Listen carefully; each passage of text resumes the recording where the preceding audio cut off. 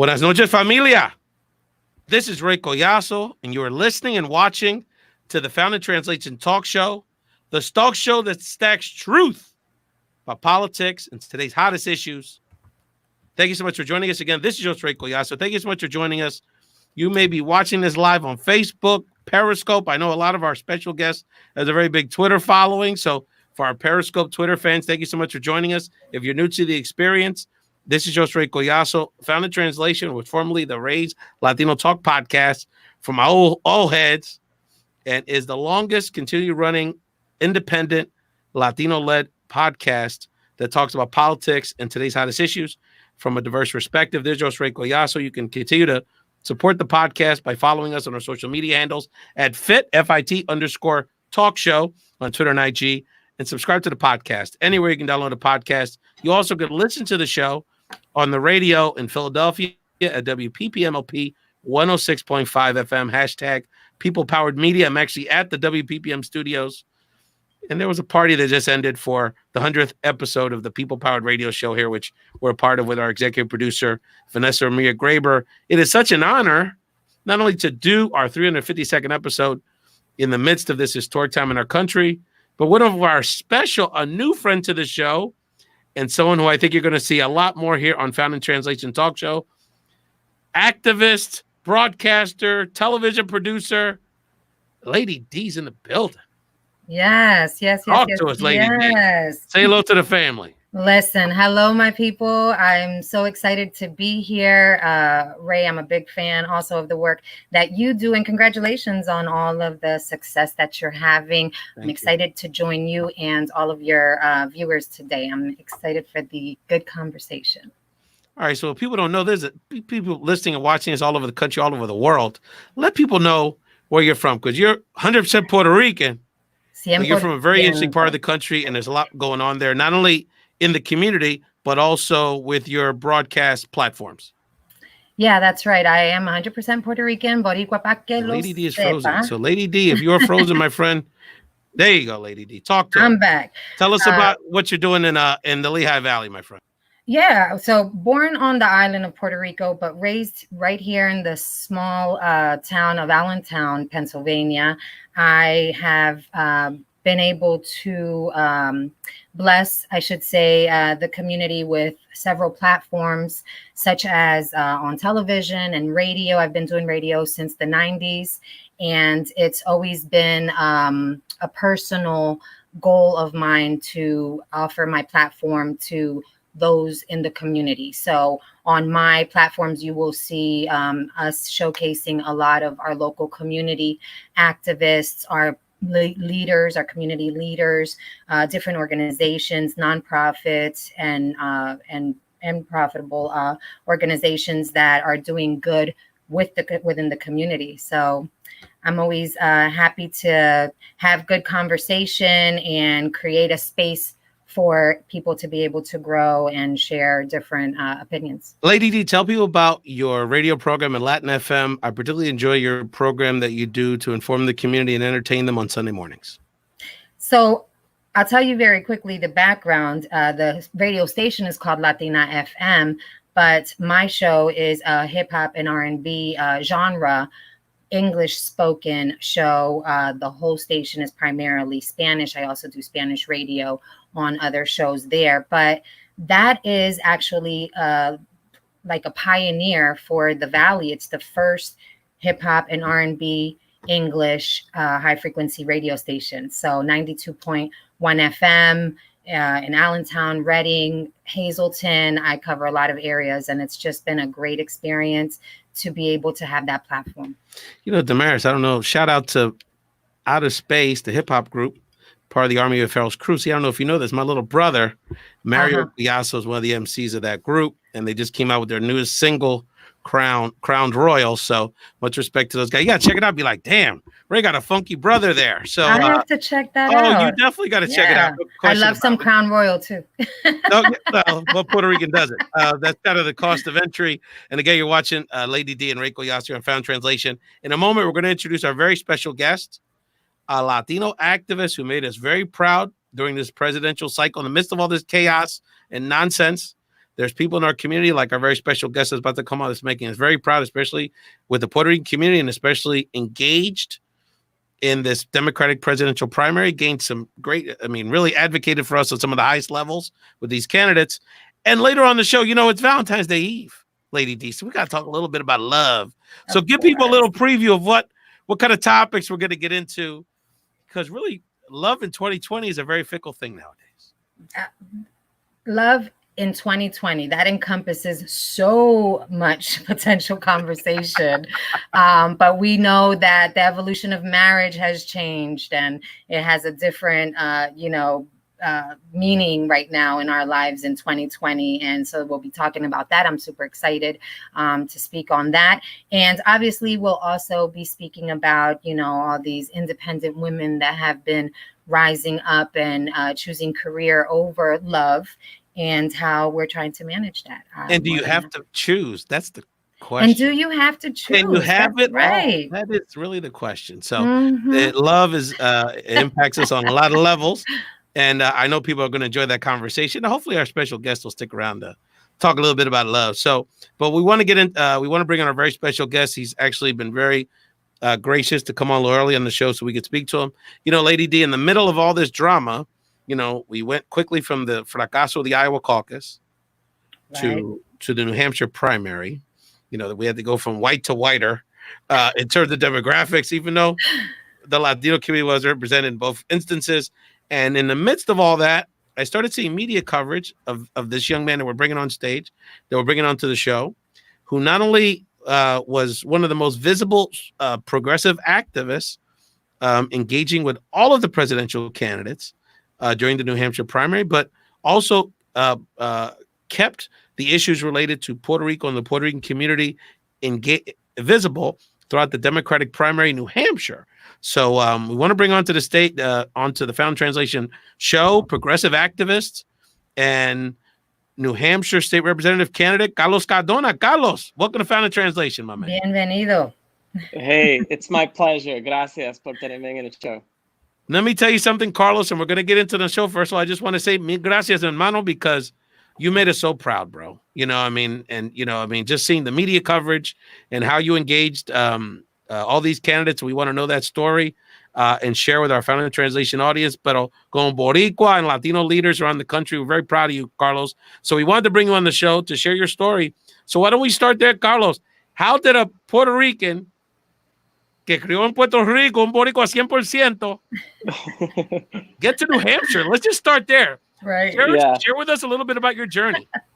Well, it's a long one, but I'll try to make it a good one for you guys.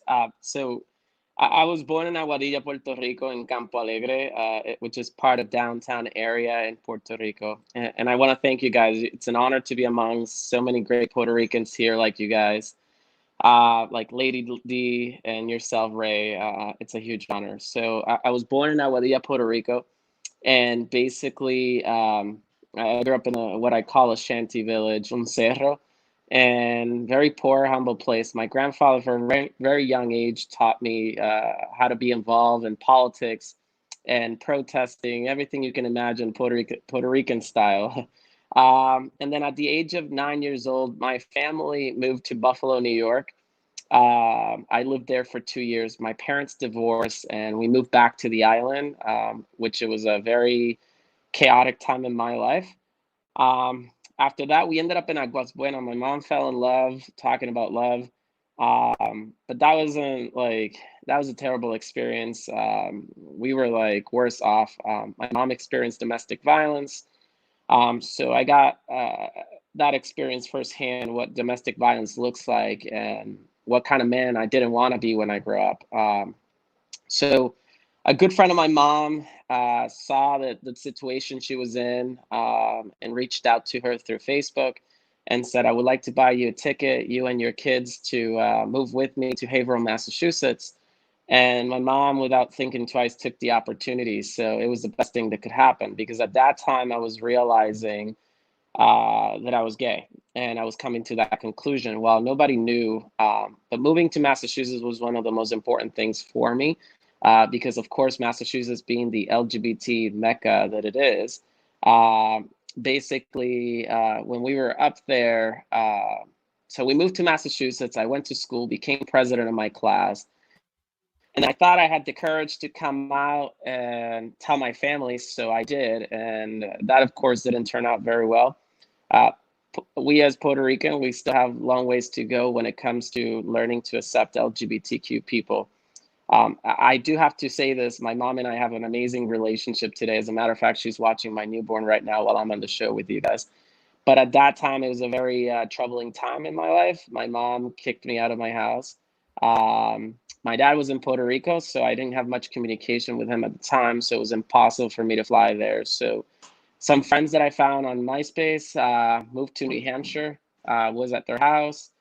And then basically after that, I found myself looking for a job and, of course, going to night school. And that's where politics started for me here in New Hampshire.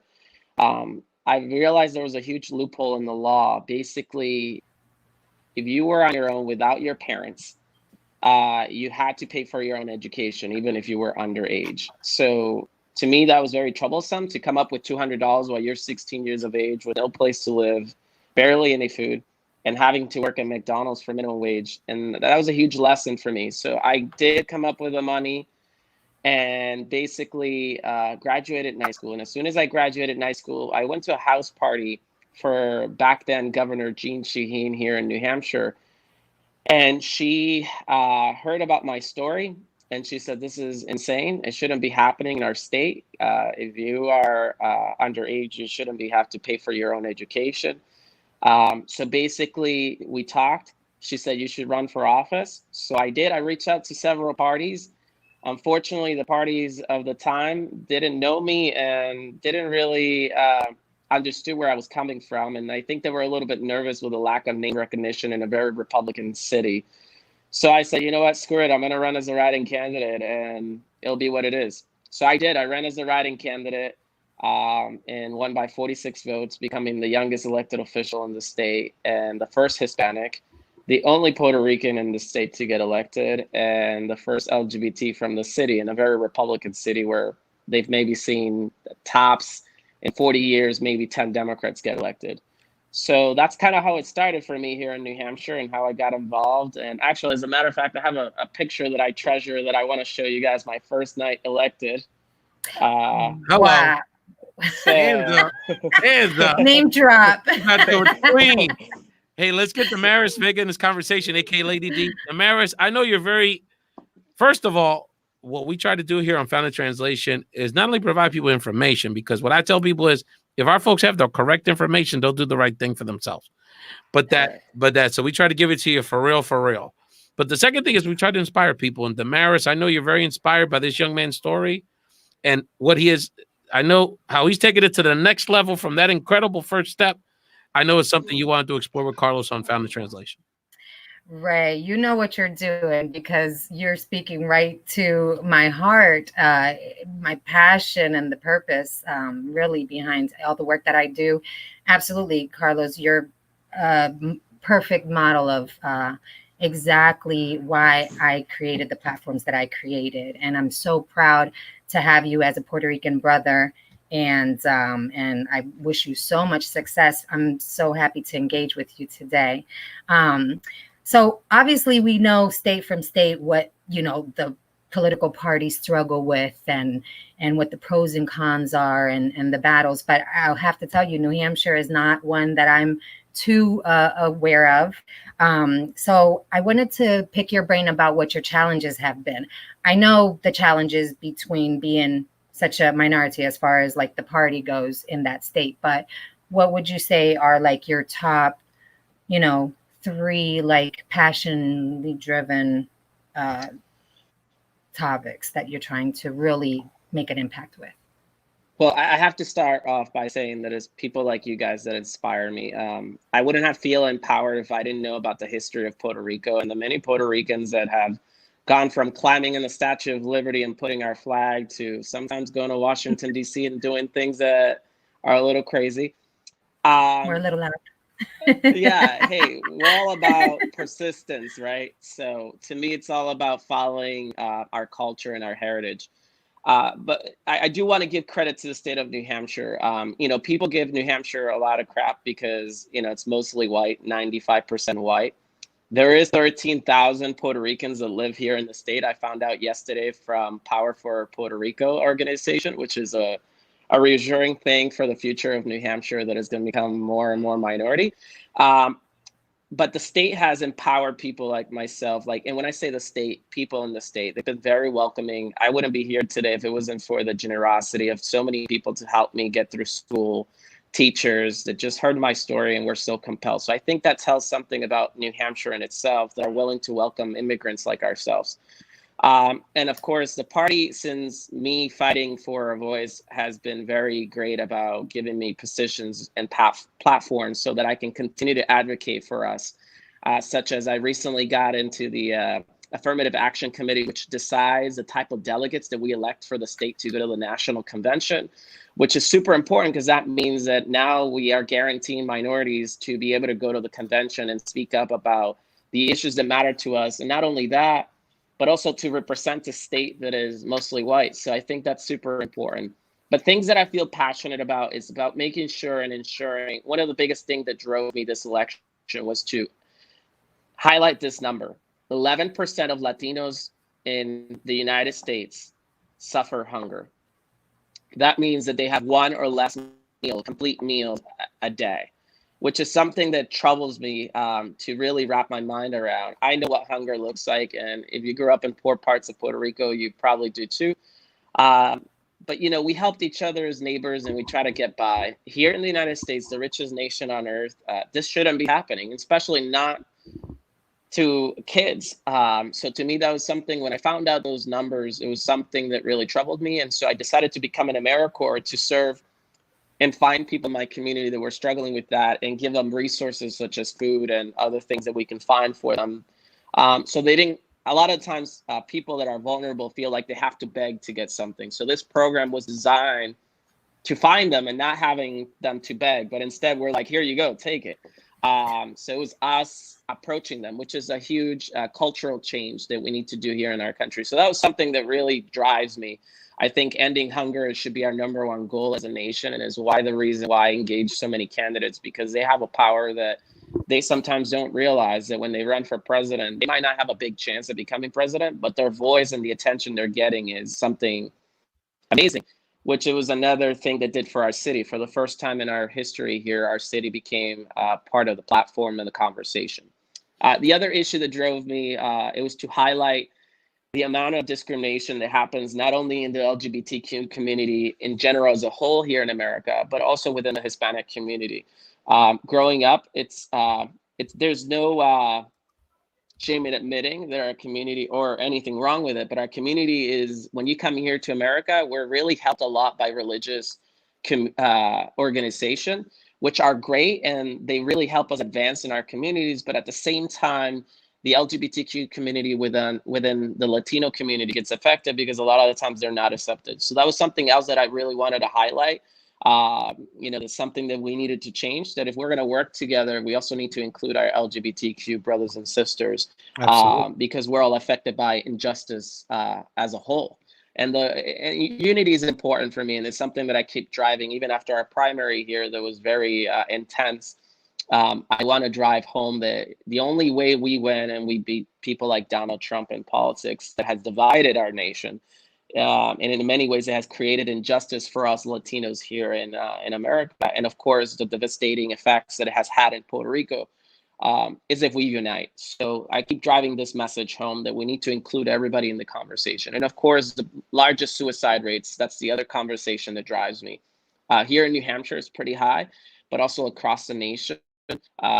Suicide rates are incredibly high nowadays, and it's something that I want to continue to raise awareness that, you know, we shouldn't be losing lives because of those kind of things that are happening in our lives, like poverty, hunger, or negative effects of mental illnesses. So to me, it's something that I want to create awareness. And I'm not only doing it like on social media where I have a big following, or in my community. I've also been doing it behind the stage by talking to congressmen and women that are in Congress representing us, to also highlight the importance. So in many ways, using our Puerto Rican power and persistence to make sure that they understand that. And the other thing that we need to realize as Puerto Ricans is there's almost 7 million of us here in the United States. Like, that is a huge, phenomenal number.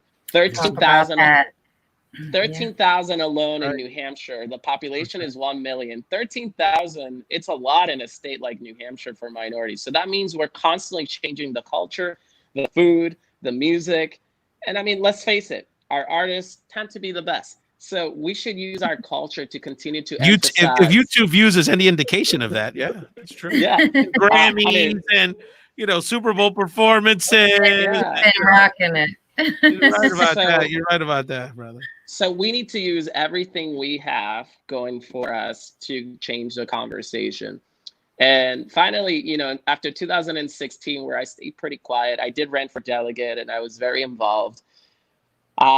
I decided after Hurricane Maria, I don't know if you guys have know this, but I lost an uncle during the hurricane that committed suicide because the lack of resources in the island. He was fed up of seeing his daughter and wife starving after the hurricane, that he took his own life.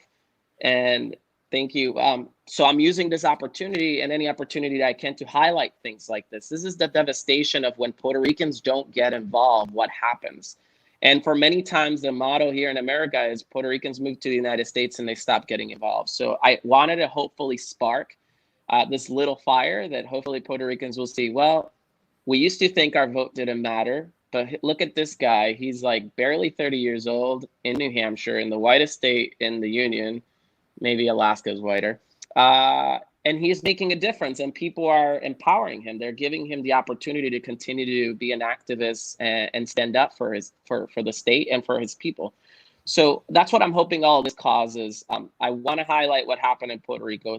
Over 3,000 Puerto Ricans died during that hurricane. And it was mostly because of the lack of responsibility our country took and our leadership here. So yes, we live here, but we have to take ownership of our country and we have to stand up. Our founding fathers in Puerto Rico fought really hard to make sure that we have granted citizenship at birth. And it's time that we stop taking it for granted. And in many ways, I envy our Cuban brothers and sisters in Florida because they understand that coming whatever way they get here to the United States and getting granted citizenship back before the Obama times, it was a sacrifice. And so I think for many years, Puerto Ricans stopped understanding the sacrifice, during El Grito de Lares and the Ponce massacre that, so many innocent people died so that we can have citizenship. So I'm hoping to be an enigma in this case. I am young and a lot of times young people forget about our history. So I'm hoping that I show young people that we can embrace our history while at the same time taking control of our future. And while at the same time, hopefully I change a couple of hearts and minds about who we are. And of course, highlighting the fact that we are U.S. citizens. I tell you what, Carlos, first of all, whenever you run for governor, let me know because we're all going to go up there to help you. Because that was such an inspiring, I'm going to, and we just don't have the time normally, but I'm going to make sure that I'm serious, that we transcribe this episode. Because not only people will be able to see it and listen to it, of course, on YouTube and podcast, but I want to have that, what you just said in written form, that needs to be your first book, Carlos, because there's so much there. I mean, we could do a whole series of there's so many inspirational comments, not only our personal responsibilities, Puerto Ricans, to make a difference, not only for the diaspora, but the whole country, and also, of course, our homeland of Puerto Rico, but also the power we have in ourselves. I mean, look, you had every excuse not to get involved and not to do this, right? Person of color in New Hampshire. I'm young. I'm transitioning and dealing with my, coming out and those challenges. And you know what? You believed in yourself and you wanted to give to other people. So it's so inspiring. But I wanted to ask you, Carlos, because again, you broke down all kinds of things. The one thing, Damaris, I want to say is that on a side note, when you're a leader that is really talking about what really people care about, you get a lot of head nods. And I know everyone watching on social media is like, he knows what he's talking about. You're hitting the issues that really impact people in a very authentic way. So, Carlos, you did all these things. There's a lot of great activists out there, but let's keep it real. Very few of us have these skills that you have to have inserted yourself into the Democratic presidential primary process.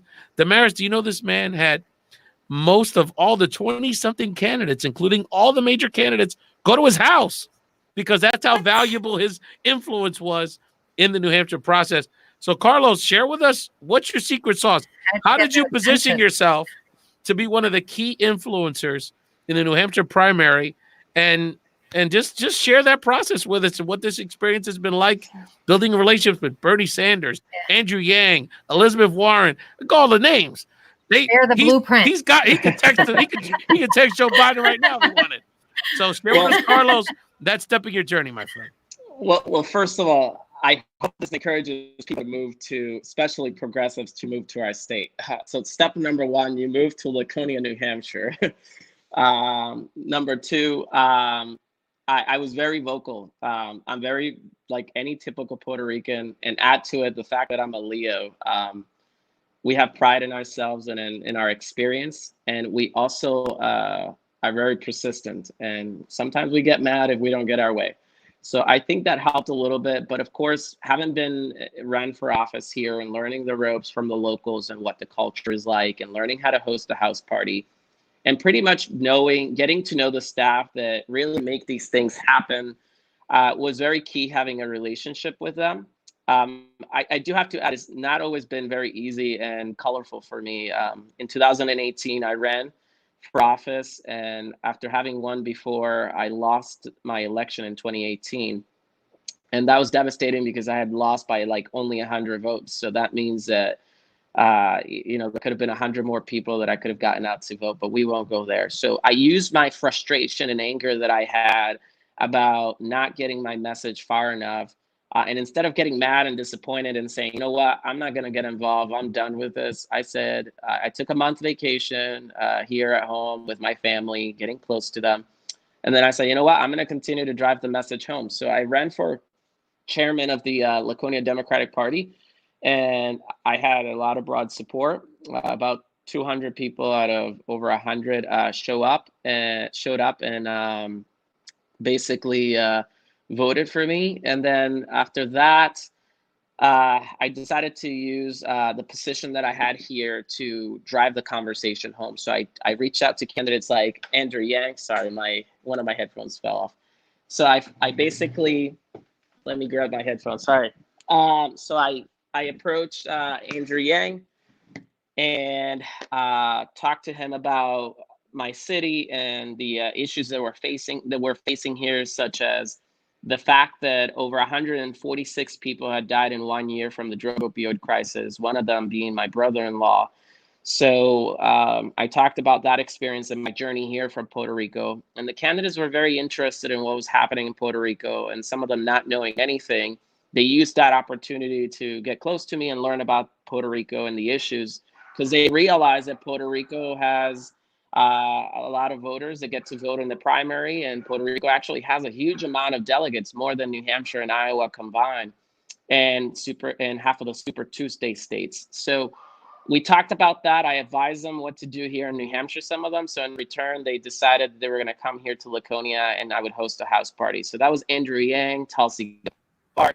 And then after that, the candidates basically got a word of what I was doing and my story, and they were pretty inspired. So they decided to, one by one, come here to the house and have house parties hosted by me, which in some cases, they were so crowded that we actually had to take the house parties outside. And like, for example, with Senator Bernie Sanders, luckily the weather was nice. We had over 700 people show up to my house. And of course, I mean, you can't fit 700 people inside of anybody's house. So especially here in New Hampshire with like old colonial homes. Puerto Ricans do try, though. We do try. If you include the backyard. So we decided to take it to the front yard, and 700 people stood out there. And then, like, for example, we had Pete Buttigieg, where we had like 900 people showed up. And of course, I found myself like becoming a very popular house to come to and see the candidates. And especially because they got to meet, a lot of them would say, I was so inspired by you and I really wanted to take a selfie with you. So I think they just wanted to do both, a presidential selfie and a Carlos selfie. And it was really inspiring for me because a lot of the times I got to hear from people and their story which I get to relate to the candidates. And of course, in my political journey, I get to speak about them and raise their voice, which is the whole reason why I got involved in politics. I always wanted to be a lawyer. I never really wanted to be a politician. I got involved in politics because I knew that was the best way to make a quick change in our state. And of course, New Hampshire being such a political state, it offered a very good opportunity for me to be able to stay involved and make a difference. That's amazing. That's amazing.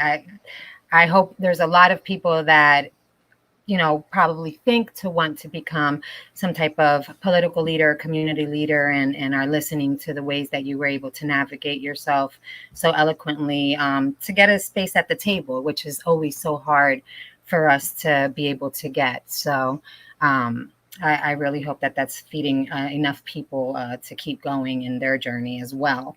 I wanted to ask you, though. Can I add real quick to something that you just mentioned? I'm going to share this quote real quick because you touched on something that is very important to me. I wanted to run because I wanted to break a ceiling so to make sure that other Latinos can run.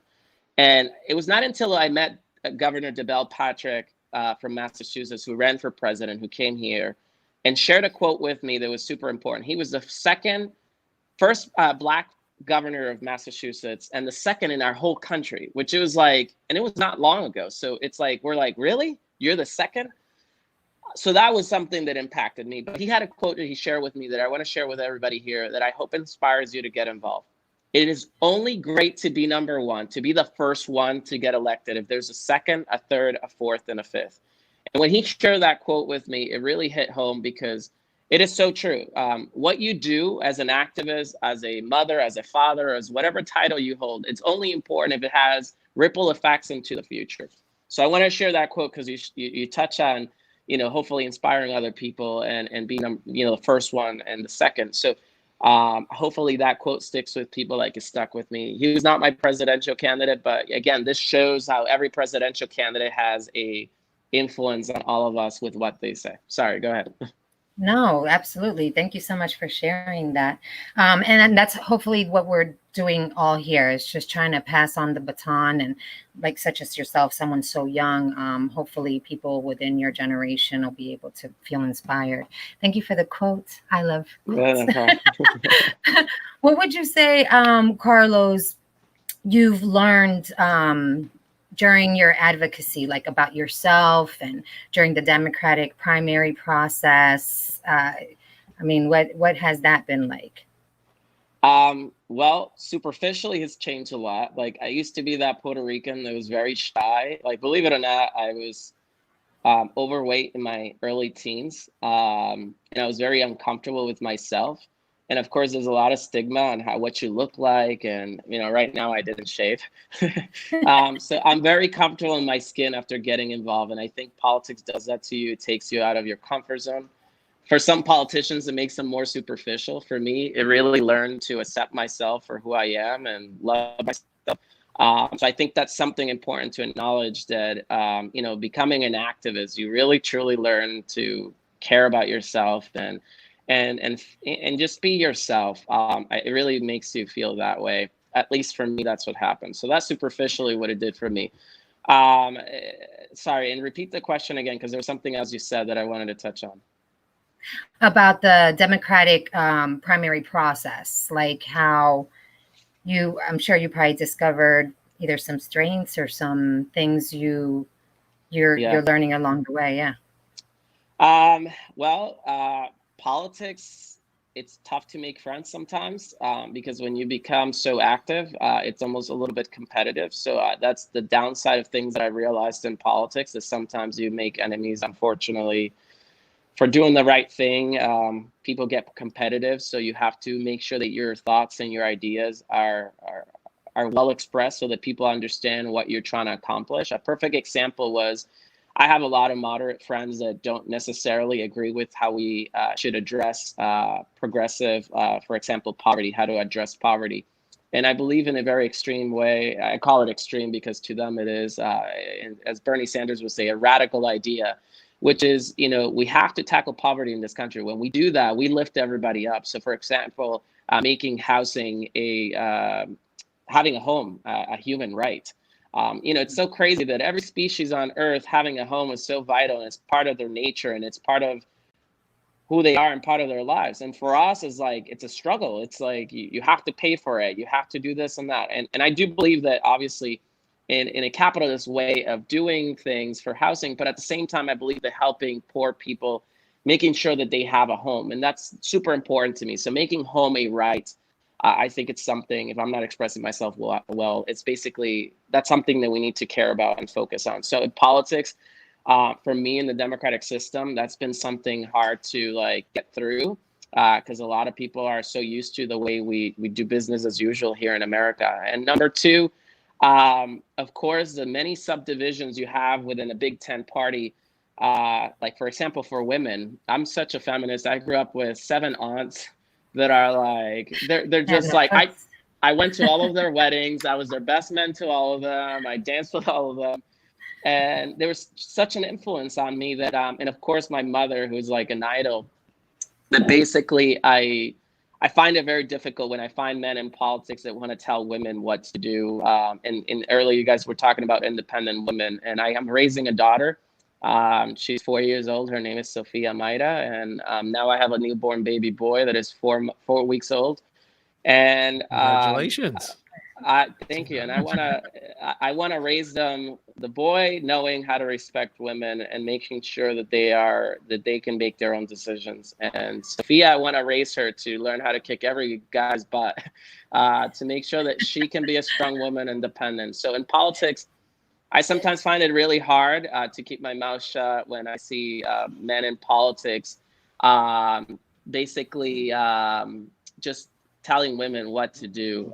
So basically, there's my partner just swinging by, and my daughter.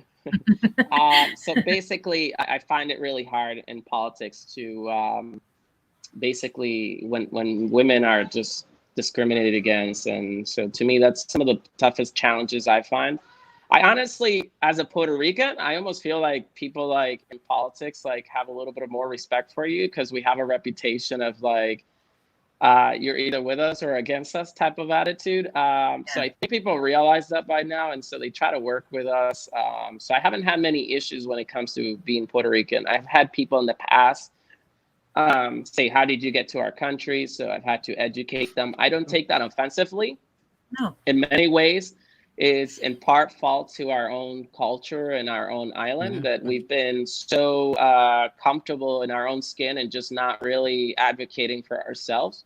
And of course, our political leaders in the island that have struggled to make advocacy for us here in mainland. So I just basically, I don't get offended on that. Carlos, let me jump in here because we really appreciate the conversation. We just we're getting a little short on time. I want to make sure we have a moment to get into this love thing. But 2 things, Carlos, is that quickly you did end up endorsing Senator Bernie Sanders, who's obviously the front runner at this point. So very quickly, what should people be looking at as it relates to the rest of the Democratic primary process from your analytical perspective? And how does the word love impact this whole conversation? We're hours away from Valentine's Day. We're obviously such a loving community, and we're all looking forward to this weekend on some level. But I want to, why don't you help us not only wrap up the political conversation, but kick off our conversation about love? So your quick political prognostication about the next steps and a word about love from Carlos Cardona. Well, sounds good. So real quick on Bernie Sanders, poverty is something that strickens, we have less opportunities here in America sometimes. So when he started talking to me about Puerto Rico, not just from a status standpoint, I'm really sick and tired of politicians talking about Puerto Rico and pandering about the status. Puerto Rico is more than just a status. Puerto Rico is a group of people, a heritage that have been struggling to really fight for themselves and get a platform to speak up and take control of their own destiny. So to me, when Bernie Sanders started talking to Puerto Rico about beyond the status quo question in Puerto Rico, started talking about the issues that face the violence, the drugs, the poverty, the schools, of course, climate change. It really impacted me. And I think people should look into him. As a matter of fact, I saw earlier somebody saying, I have a question for Carlos. If you have a question for me, I'd love to continue this conversation. I'm open to criticism and compliments. You can go to NH Cardona 603 on Twitter. I'm always on there having a discussion about all this. To me, he had the most impact. I got to host all 30 candidates. I got very close to all of them and got to advise about 8 of them. And to me, like, he had the most impact in my life. And of course, raising awareness. It is important that candidates that lift up Puerto Ricans like ourselves should get more credit than they get. And then in regards to love is difficult. But of course, us Puerto Ricans, we're very romantic. So my advice to all the Puerto Ricans out there, put some good music tomorrow, some chocolate covered strawberries, some roses, and really try. You know, Valentine's is not about how much you get, it's about trying. For me, and of course, the other thing I'll add is LGBT. We need to realize that love comes in all shapes and sizes and all colors. And I mean, life has changed my view very much from Puerto Rico to here. My journey to meeting the guy that I'm with today, 14 years later. Don't ask me what the trick is, you know, and the other thing is love is about keeping it alive. There's times that you think love is about to die, but it's your job. It's both of your jobs to really keep it going and fighting for it. The butterflies at the beginning, they go away after a couple of months, and that's when real love begins. When you learn to love somebody for who they are, for the bad things, the good things, and you just learn to get along together and fight for each other, putting each other first. And that's what I think love is about. And I can't wait until tomorrow. Carlos Cardona, Democratic activist, New Hampshire. Carlos, yo lo bendiga, brother. You're a special person. Gracias, igual. And we're going to keep supporting you, keep us involved. Lady D, I think he needs his own television show. This is a young fella, isn't he? I would tune in. I want more conversation with you for sure, Carlos. You got to get down here. We need to do a tour of Carlos, go to Philadelphia, go down to Vineland, New Jersey, get up to Allentown. I have family in Reading, so I'm welcome to join you guys. Come on down. We'll do a Carlos. My grandmother lives there. This area. Oh, well, and if you're ever in this area, please, we'll definitely we'll roll out the red carpet for you. Carlos Cardona, New Hampshire, Democratic activist and political operative. Carlos, keep up the good work. New Hampshire is a swing state, so you still got some work to do in the fall. And you know, just keep us posted. We're going to stay in touch and support you in all of your endeavors. Mil gracias, Carlito. Gracias a los dos. Adios. And that was Carlos Cardona. What an inspiration that brother was. I mean, my God. Where did we begin, Damaris? My gosh. I mean, you left me speechless, and that's hard to do. I know. I was just doing a segment earlier today, taping a segment earlier today about Latino political candidates. And this guy just like completely blew me away. That was exactly what we are trying to see more of. He's a bad brother. Cristina Vega has been throwing up hands this whole time. Yes, he's very well spoken, knowledgeable. She's given a lot of great comments. Thank you, Cristina, as always. Cristina Vega is like my little sister. She is the founder of the Love Shouldn't Hurt campaign, which is supporting Latina domestic violence survivors. And she's got a gala coming up February 22nd, which I believe is sold out. I can't even get a ticket to this thing. And she's my little sister. But she's doing some great big things. She's going to come back on the show very soon. She's doing public appearances in Hawaii. She's going to Hawaii to go spread her message of empowerment for domestic violence survivors. I've got to follow her. Whatever. Yeah, we need to get her up to Allentown to be on your show. She's the bomb. That's all I got to say. She's Hello, Miss Vega. That's a good name, you know.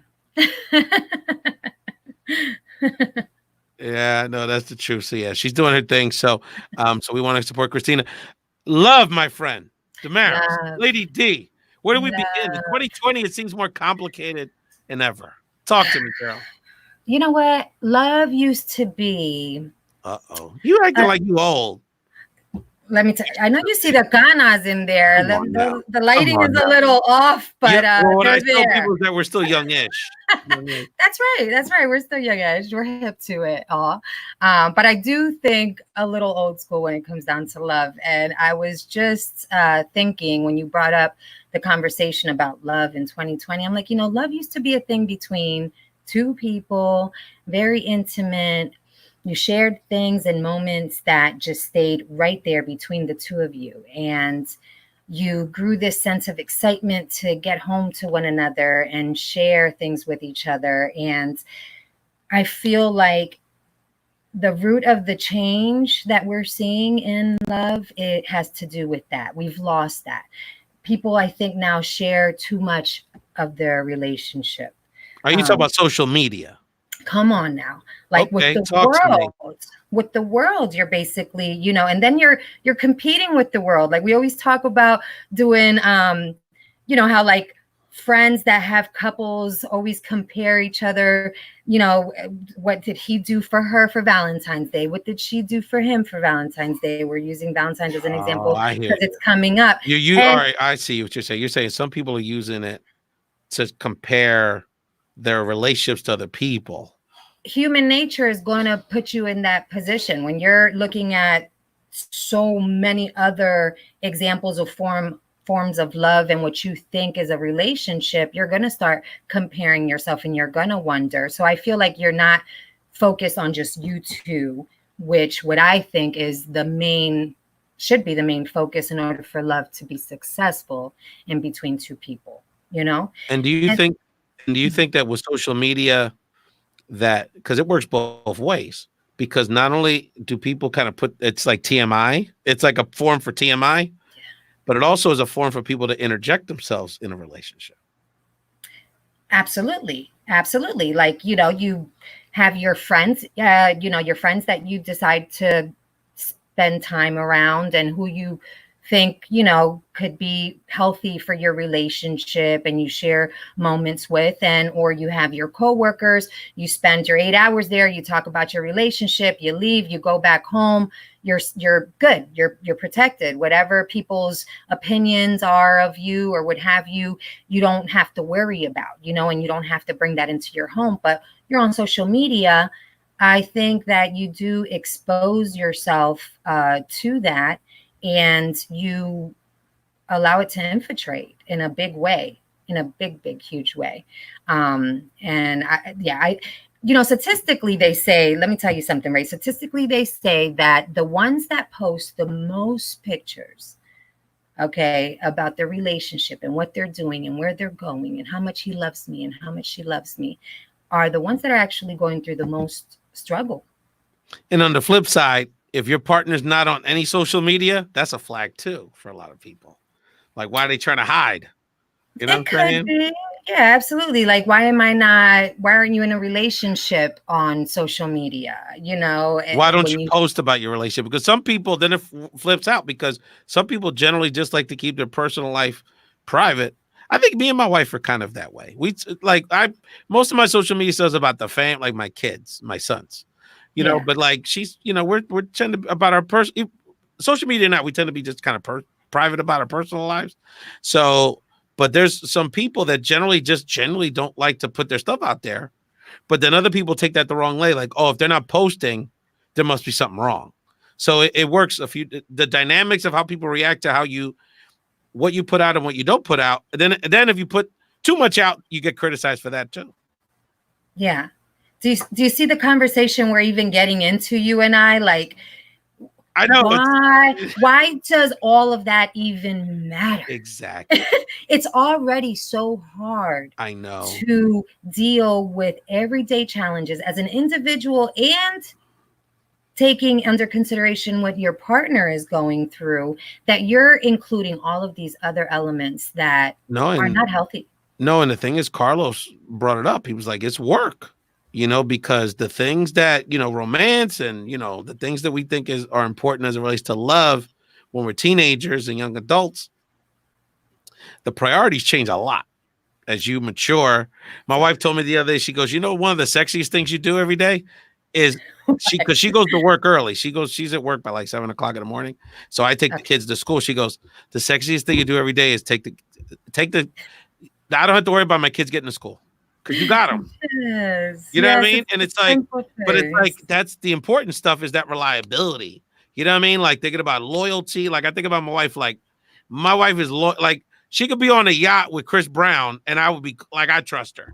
You know what I mean? Because she's got that loyalty gene. You know what I'm saying? Like, and those are the things that, while we all have our things, our relationships, like when you have the foundation about those kind of things, like you're on the same plane spiritually, you're on the plane of where you're trying to go, then the other stuff, a lot of the other stuff you can figure out. So talk to me, Damaris. Give me, I know you're feeling that conversation. Oh my gosh, yeah. Priorities is light. That's the real deal.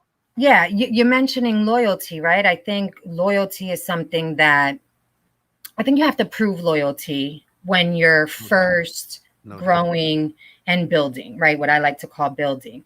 And in order to do that, of course, you have to focus on each other, right? You have to pay attention. You have to listen carefully. You have to catch on to things. You have to be attentive, ask questions, discover this moment of discovery. And I think you should be constantly in a moment of discovery with one another. You know, it brings me to mind with what comes to my mind is the cell phone these days. Like if you are going back and forth with your partner, right, all day long, and you're telling them, guess what happened to me today?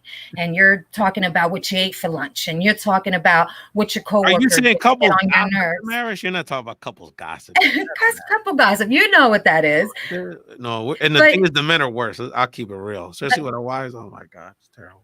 Yes, they are worse. I'm gonna say that. I'm gonna be the first ones to say that. I know my college told me, you're like, shocking, right? Shocking. Yeah, don't tell. Yeah, right. Never gossip, so. But you know, I feel like that takes away from the excitement of like getting home and then having something to talk about when you guys are together. Even if you don't live together and you're in that state of building and getting to know each other and discovery, when you have like dinner that night, you know, and you're looking forward to sitting down for dinner with him or her, you know, catching up throughout the day because you haven't seen each other all day or you haven't spoken to each other all day. I feel like that takes away from the building that you have to do with one another, and loyalty comes right along with that. That becomes your best friend. You're excited. You can't wait to see him and tell him all about your day, you know? Yeah. Damaris, we literally could do 2 more hours on the subject, but let me ask you this question, my friend. And this is going to be a teaser because you got to come back. We're going to have to do a whole other segment about this conversation. And Christina Vega is going to have to be on this one because she's furiously commenting on social media here. These are some great comments. Thank you, Christina, as always, for your commentary. Is that I want you to start the conversation, and we'll get into it the next show. Okay. Is that as it's interesting because how relationships are evolving as women are moving up in the career world. That's changing the flipping all kind of scripts, my friend. Yes, it is. Yes, it is. I'm teeing you up. Please share. Like many things in life, I feel like it's all about balance. You said to me something like, do you have to choose? You know, one or the other. I don't think it's that. I think that it's about a balance. And as the career woman, you have to be mindful of how you're moving while you're trying to pursue your career, you know? As a career woman myself, I'll use myself as a prime example. I'm here talking about love. I've been single for a long time. But that love comes in a lot of forms too, though. Exactly. You know what I mean? Because my wife, there's another thing, but she's like, we always do an event with us, you know, like Valentine's Day, and then we always go out with my sons. Because she's like, that's our Valentine's right there. That's the biggest expression of our love. So we always carve out some time to be a part of that. So it goes in a lot of directions. Yeah. Listen, I've been in a love relationship with my children as a single mother for many years. And I'm 40 now, but I just got through completing finally college and getting into my career fully. So now I feel like I'm in love with my career. But I'm getting older and I have to call myself out on, you know what, Dee, you're not even taking time out to like meet someone, you know, you're not even open to the invites, you know, that you are getting when you're going out and you're networking and you're meeting people that are great, like, you know, good potentials, you know, is what me and my girlfriends would call them, you know? So you have to be real about yourself, even though as a career woman, you're like, you know what? I don't need a relationship. I don't need to be in a relationship. I've got my career and I'm focused. The fact of the matter is that we all want to be loved. When you're going through your busy day, you want somebody to check up on you. Did you eat today? After your busy day, can we go out for cocktails? So you have to find that balance, because after you're done and you're never done, I feel like, in your career, because you always want to kind of like up the ante and do better things and more things. But then once you make all the money that you could possibly make in your career, you understand what I'm saying? Like, if you don't have anybody to enjoy that with, and you haven't invested time in yourself, things in perspective. That's right. What is it? What was it all for? Let me ask you a question. Damaris, since you're a broadcaster. Do you feel that as your broadcasting brand grows and you become more visible and popular there in the Lehigh Valley, that's impacted how some men approach you? Like, is it like a turn on, for lack of a better phrase? Is it like a turn on for some? Does it intimidate others? Because it's like, wow, she's on TV, she's on radio, she's known, because I know some of the most successful women that got it going on sometimes have the hardest time connecting with a relationship, because a lot of men, whether they admit it or not, intimidated, especially a woman in the public eye like you. You know what? It's a fact. And I think that the type of energy that I have just creates that like space of comfortability where people are very honest with me, including men. And I've been told that, I've been told it's very intimidating.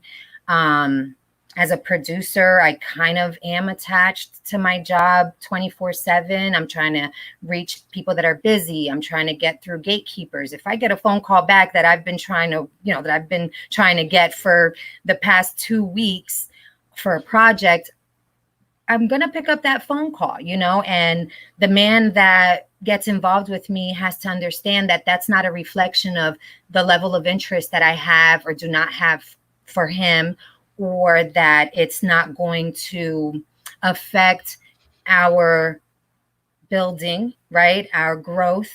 Of course, that comes with reassurance. You have to give them reassurance as well. So again, calling yourself out as a career woman, what you're doing. But as long as you are checking all of those boxes and you know that you're giving your best foot forward, then stick to your standard. And even if the man feels intimidated, then that's probably not the man for you. I feel powerful, and I want to be a part of a power couple. And I feel like that's how I'm navigating through that. I used to reflect on myself, but now I'm like, you know what? No, I pick up a call if I'm trying to get involved with a man. If I'm there, obviously I'm struggling with making myself available right now. But if I am in that space with a man, then I know I'm doing all that I can do for us to grow. And if they're still feeling intimidated, if they can't handle me having a conversation with you, Ray, if me and you are talking before we, go on air. Oh my God, jealousy is the worst. I mean, my wife is so good. She, she's so secure with that part. Oh my God, I hate to see those couples. I've seen people have to quit jobs, turn down promotions, just because their partner was so insecure. Oh, you got to work with other women, or you got to be away from the home more. It's ridiculous. The Lady D, we're going to have to continue this conversation another time because they're kicking me out of the studio here. But I always appreciate being in the studio here at WPPMOP 106.5 FM. Maria Vanessa Graber. Shout out to Vanessa. She just celebrated the 100th episode of her show, the People Power Hour, where she talks to community activists in the Philadelphia area, and she's the executive producer. She's the director of the radio station here, so we got to connect. We need to have a Latino broadcaster huddle one of these days soon. So, Lady D, let people know where they can find your. Let them know again about your radio show and anything else you wanted to share on Found in Translation. Yeah, absolutely. Listen, my Latino people, PBS 39 has the very first Spanish speaking and focused show called Es Tiempo. I have the honor of producing, so I want you guys to please visit our website. PBS 39 Es Tiempo is the name of the show, and you can catch all of our 4 seasons. We're on our 4th season. There's great stories there. Also, my Instagram is Damaris 24/7 because I keep it real. I try to, at least. And my Facebook is Damaris Vega, and on there you'll be able to connect to what I do on radio, both Spanish and English. I'm always trying to put out there the videos. Much love to my people in Lehigh Valley. We need to find a venue where we could do the show live in the Lehigh Valley. I want to kind of do to the Hood Tour. We got to get out there in the community in 2020. For my political nerds, obviously Carlos was fantastic. Wanted to get my analysis of what's going on. I'll probably do some IGs next few days to kind of catch people up. But the bottom line is this: on the presidential side, nothing has changed. I think this is going to be Bernie versus Bloomberg, Damaris. We're all going to be on Bloomberg's payroll here by the end of it. I'm telling you, he is throwing around money like it's the amounts and the amount of people he's hiring at this pace is unbelievable. But I tell people, get that money. But I, I'm concerned about what could be the long-term ramifications of that. And the Nevada caucus, where the Latino vote's going to be a big part of the conversation next week or news. I'm going to have y'all covered next week 24/7. I'm just going to leave it at that. The Lady D, Damaris Vega, thank you so much for joining Final Translation. Promise me you'll come back. And I hope you enjoyed your first time on the show. You've got my word. Anytime you invite me, I will be here. I want to thank everybody that was in tune today and conversating with us. And I look forward to being here again. Thank you so much, Ray. I certainly do appreciate the opportunity. Thank you so much, and I will reciprocate. Appreciate you, fam, for checking out Found in Translation. Subscribe, download the podcast, review it, share it with your friends, and of course, enjoy the show either as a live show on Facebook, Twitter, or YouTube, or on WPPMLP Radio in Philadelphia. Thank you, dear. Talk to you soon. Bye, Ray.